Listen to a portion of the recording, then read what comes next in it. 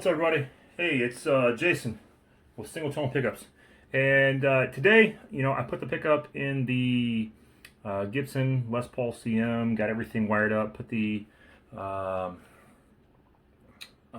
vintage inspired pots in there, the VIP pots, and then, it was time to retube the amp. So my amp, the amp that I usually do my demos on, it uses JJ 6V6S power tubes, GZ34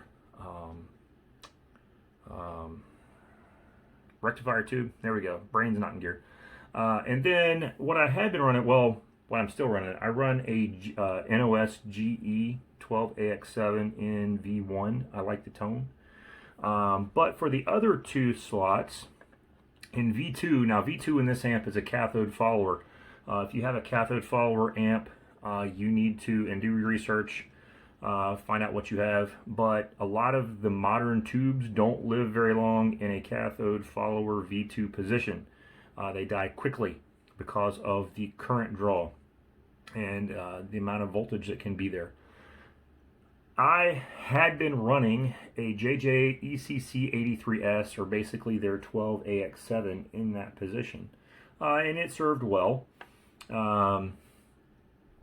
It's a little dark, in my opinion, but a lot of the NOS tubes, I don't see the point in running an NOS tube in the V2 slot or the phase inverter, because they're not really so much shaping your tone. Those positions are more about how much gain the tube is putting out in order to push a signal of the amp through.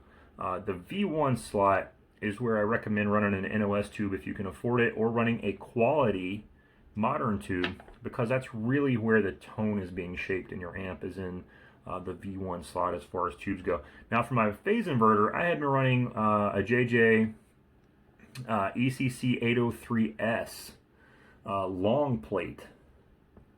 I had been a fan of those in the phase inverter for quite a while, but JJ has some new tubes out, and they are based on the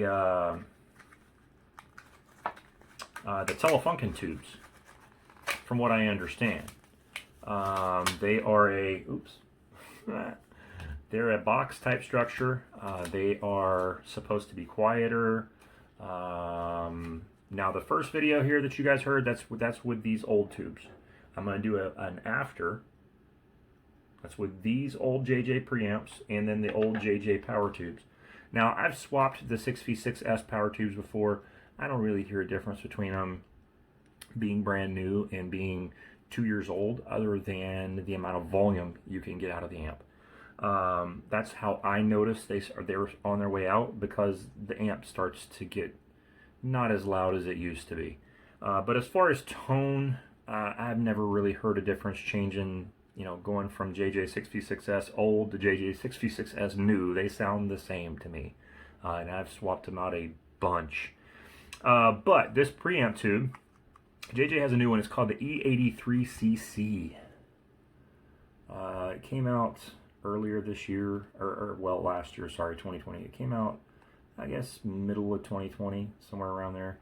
I'd never gotten around to using them.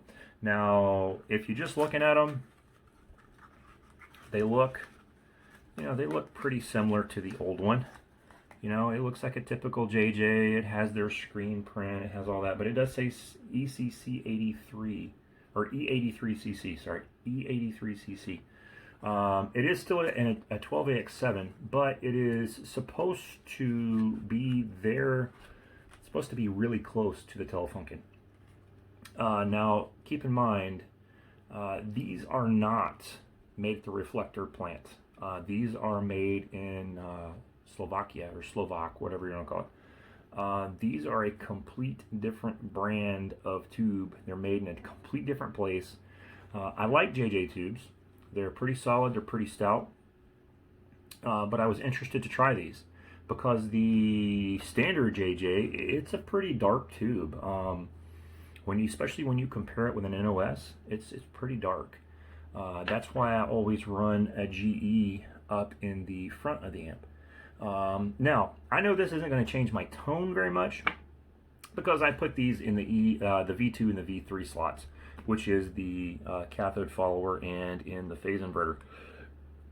But I want to see if there's a difference in volume, if there's a difference in just the overall drive of the amp, because the phase inverter is what drives your power tubes, essentially. So, I just want to see if the overall character of the amp changes, which it could. So I've put these in V1 and V2. I got one spare just in case one of them was a dud. But let's cut another of the same thing that I just played there and see if you guys hear any differences. All right.